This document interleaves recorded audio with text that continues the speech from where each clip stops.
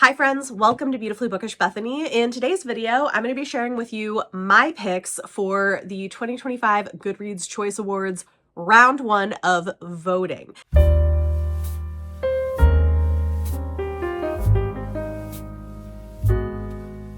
Now, this is a little bit different from previous years because this year my live reactions and voting with friends is exclusive to patrons and channel members. Part of this is because of changes in my employment situation. So if you are interested in seeing those kind of like full live reactions to everything, that is going to be available through Patreon for a very limited time. If you want to check that out, you can.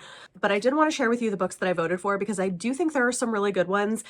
As always, I think we say this every year, there are definitely issues with the Goodreads Choice Awards, the lack of diversity in many of the categories. But I will say there were a couple of categories I was relatively impressed by that I thought were pretty good. Others were a little bit lackluster in terms of representation of the books that were coming out. This is par for the course with the Goodreads Choice Awards, and I think unfortunately is definitely linked to reader behavior and popularity of books. So that's a whole other conversation, but let's get into my picks for the different categories for round one of the Goodreads Choice Awards. Some of them are behind me on my favorites shelf. There were a lot of books that I really loved this year that made it. For those, I will hold up the book. Otherwise, I'll put a picture here. For fiction, normally I have not read anything in the fiction category, but this year, one of my favorite books of the year was on there. So Wild Dark Shore by Charlotte McConaughey. This is like literary climate fiction, which honestly, this is the kind of thing that often they put in the sci-fi category. So I was like, oh, hey, it's in the fiction category, something I've read and really loved. I thought this was beautiful and emotional. I've talked about it before. So one of my favorite books that I read this year, that was my pick for fiction. I also usually have not read much in the historical fiction category, but this year there was one book that I had read and one that I genuinely really love. It was one of my favorites the month that I read it, and that is Atmosphere by Taylor Jenkins Reid. This is set during the 1980s space shuttle program, and it follows a queer young woman who joins the space shuttle program, and this is another one that I really loved. It made me cry. I thought it was fantastic. I did a little review video for this and compared it to previous work of Taylor Jenkins Reid, so if you want to check that out, I'll link it up above.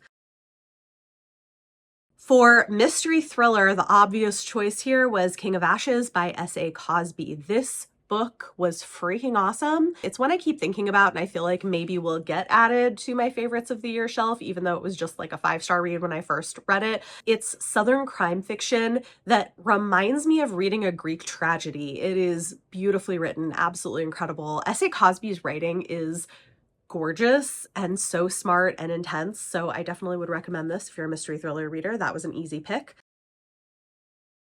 For romance, my pick was Can't Get Enough by Kennedy Ryan.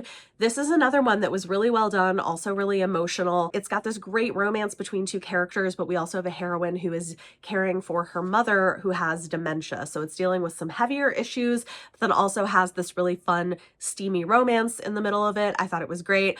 I will say the romance category could have done with a little more diversity, but that was my pick for it. For romantasy, I voted for Silver Elite by Danny Francis. This is another one I did a review video for, so I'll link that up above if you want to go check it out.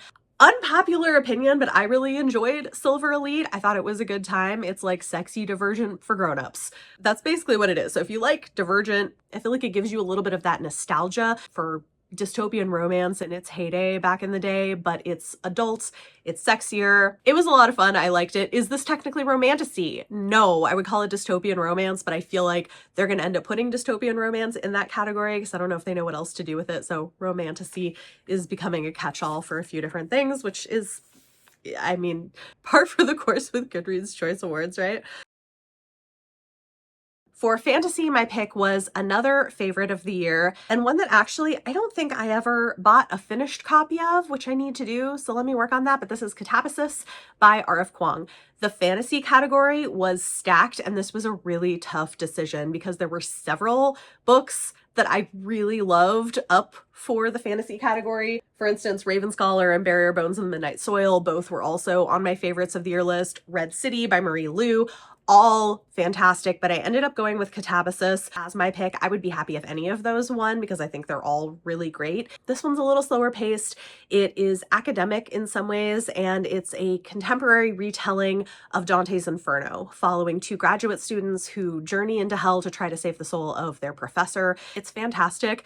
I also did a video review for this book, so link is up above if you want to go hear more. For sci-fi, I voted for Death of the Author by Nnedi Okorafor. I really loved this. I thought this was so interesting. It's a blend of literary contemporary fiction with sci-fi elements, so I kind of get why they put it there, but I thought it was so good. Very different from other things I've read from Nnedi Okorafor in the past, but I thought it was incredibly well done and I loved it. That was a good pick. The horror category was also excellent. We had some really great diversity in the horror category. It was a tough pick because there were some strong contenders. But my vote, of course, went to another one of my favorite books of the year by one of my favorite authors, and that is The Bewitching by Sylvia Moreno Garcia.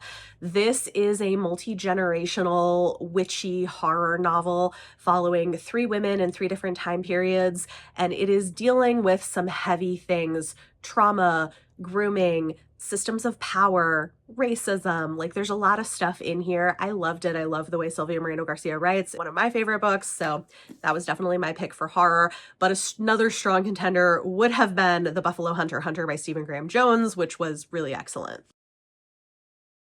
For the debut novel category, I had not actually read any of them, but I voted for The Lilac People by Milo Todd. I've heard good things about it, and it is historical fiction about trans characters. Wanted to give that a little bit of a boost, so that was my pick for that category.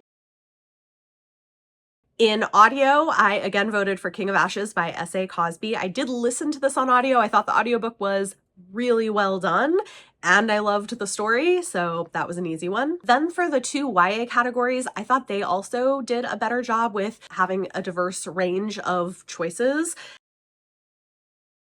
And in YA Sci-Fi Fantasy, I voted for Hazelthorn by C.G. Drews, which I just finished reading, and I do have an upcoming vlog where I talk about it as I'm reading it. I love this. It is queer YA horror, and it's like the most angsty emo book. It's great. I loved it.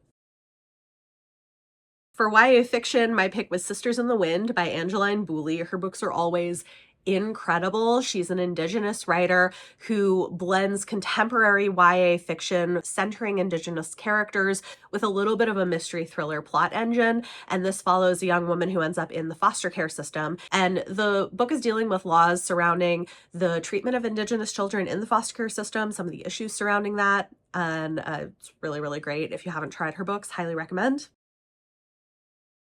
For general nonfiction, I had not read any of the books in this category, but I voted for The Service Berry by Robin Wall Kimmerer because I love what I have read from her. I think her books are gorgeous, and I'm sure that this one is also great. She is an Indigenous writer who kind of blends Indigenous history and mythology with biological science and studies of plants, which I think is very cool. So I want to read this one. For memoir, I went with The House of My Mother by Sherry Franke. I did read this and I thought it was really well done, really hard hitting. This is by the daughter of a pretty well-known and also infamous YouTuber who was arrested for abusing her children. And I suspect that this is going to be the first of many similar stories we're going to see as the children of bloggers and YouTubers are starting to come of age. I would not be surprised if we start to see a flurry of memoirs of some of the realities of what was happening behind the scenes, which is really unfortunate. So I hope maybe that will lead to more laws protecting kids in these situations. That's a whole thing. And lastly, for history and biography, I had not read any of the books in this category, but I voted for Baldwin, A Love Story by Nicholas Boggs because I do love James Baldwin's writing. I've heard good things about this book and thought I'd give that a boost. So there you go. Those are my picks for the first round of the Goodreads Choice Awards for 2025 and a very abbreviated version of some of my thoughts on the awards this year. If you made it to this point in the video, leave me an award or trophy emoji in the comments down below. Or for your question of the day, I would love to hear what you voted for in some of these categories. What did you think of the Goodreads Choice Awards this year? What books were you excited to see there? What books did you wish you saw there? Because there's always ones that were like, hey, where's this one, right? Let me know in the comments down below. If you like this video, it always helps if you give it a thumbs up. Subscribe if you want to see more. Thank you so much for watching, and I'll see you next time.